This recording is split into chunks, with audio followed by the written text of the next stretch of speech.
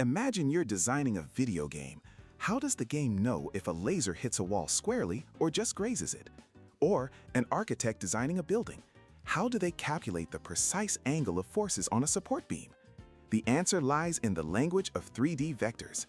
Moving beyond a flat plane, we add a z-axis for depth.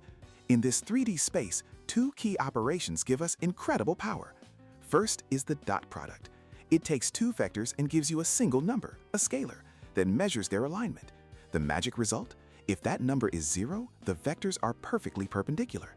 That's how our game engine knows the laser hit the wall at a clean right angle. It's a simple check for orthogonality.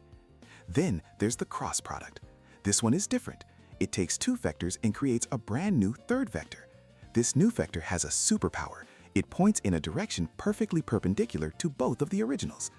Think of two lines on the floor meeting at a corner. Their cross product points straight up to the ceiling, and the length or magnitude of this new vector tells you the exact area of the parallelogram the original two vectors would form. So, the cross product is how graphics engines find the normal vector of a surface, which is critical for knowing how light should bounce off it to create realistic shading. It's how an engineer can find the area of a triangular solar panel on a satellite.